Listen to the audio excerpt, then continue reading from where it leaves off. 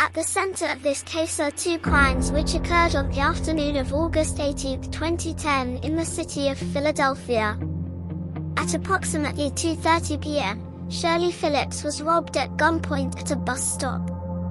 She was approached by two individuals, a black male and a black female. The male stumbled toward her while the woman pointed a gun and demanded her purse and work bag. Miss Phillips tossed her bags in the street and ran to a neighbor's house for help. Approximately an hour later at 3:48 p.m., police in the 14th district received a radio call indicating that a person with a gun had been reported at a residence a few blocks away from the location of the Phillips robbery. When police arrived at the scene, they discovered the homeowner, George Greaves, lying face down in the bushes. He had been fatally shot once in the chest. He died at the scene. The boy involved in these crimes was 14 years old. A close female family member turned him into police. He had a distinctive facial tattoo that exactly matched eyewitness descriptions. What remains a mystery is the identity of the woman. Eyewitnesses estimated her age to be between 25 to 30 years old and described her physical characteristics as dark-skinned, heavy, thick, chunky, size 18, 180 pounds.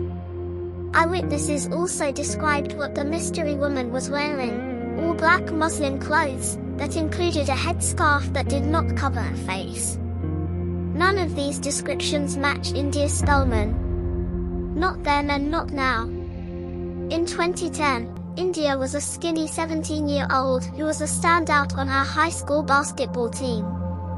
The police officer who brought her in for questioning described her as thin.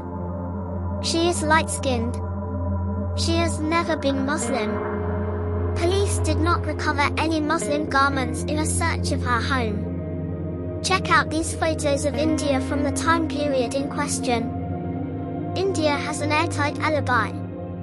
During the time of the Phillips robbery and the Greaves murder, she was in her family's home with her father and grandfather. Both men report that India was talking on the phone, sending text messages, and working on her computer throughout the afternoon. India's alibi is supported by phone records that include location and activity data.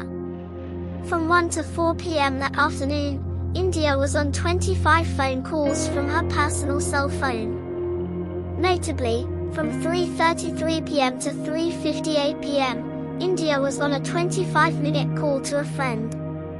Recall that police received the radio call regarding gunshots at the Greaves residence at 3:48 p.m. It defies logic that India, a young teen with no history of trouble with the law, would somehow be able to hold her flip phone in one hand, carry on a normal conversation with a friend, all while taking aim and shooting a person she was purportedly attempting to rob.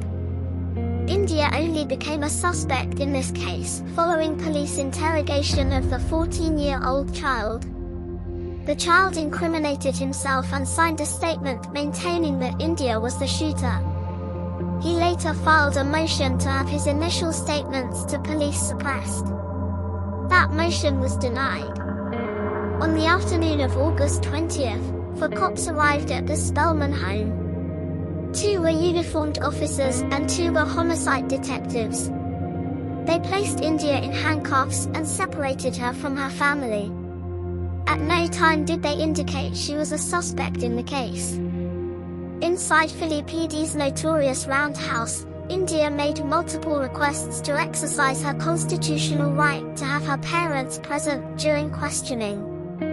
She further indicated that she had a learning disability that made it impossible for her to understand some of the written material officers demanded that she sign, including a Miranda waiver.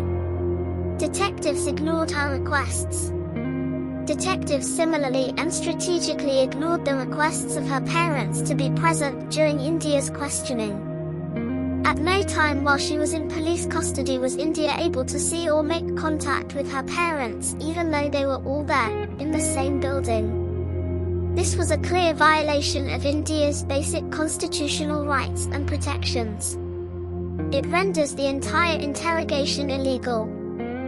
From the time India was placed in handcuffs and taken from her home, she was subject to psychological abuse and physical coercion by police. In her PRCI petition, India alleges that one of the detectives on the case, James Pitts, physically assaulted her during the interrogation. She indicates that he hit her in the face and repeatedly poked her torso while hurling insults, derogatory names, and shouting that she was a damn liar. Pitts was over 6 foot tall and 300 pounds. He towered over her and demanded that she sign an incriminating statement he had already typed up. He refused to read the statement to her even after she indicated that she had a learning disability. He promised if she signed it he would release her to her family. This was a lie. India was left alone in a room with the detective who had threatened and abused her. She was confused, injured, and terrified. She signed the statement while having no understanding of what it was that she was signing. She never returned home. Years later, similar allegations of assault, misconduct, and abuse perpetrated by Detective Pitts have come to light. The detective that took India's statement has been involved in several homicide matters that have resulted in exonerations because of his illegal tactics, and most recently was arrested in connection with one of those exonerations. Shirley Phillips, the robbery victim, gave 2 statements to police on the day of the crimes.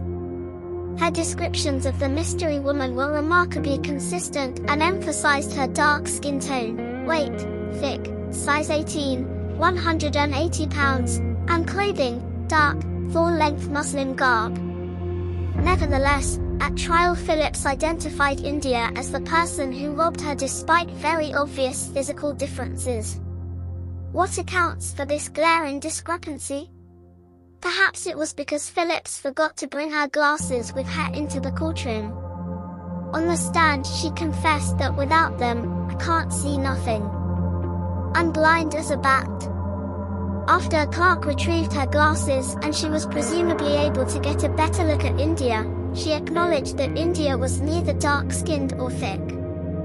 If you're wondering how a jury could have found India guilty, particularly given the strength of her alibi, you're not alone. The family wondered that as well. And then they reviewed the trial transcripts. Jurors were never informed of India's alibi.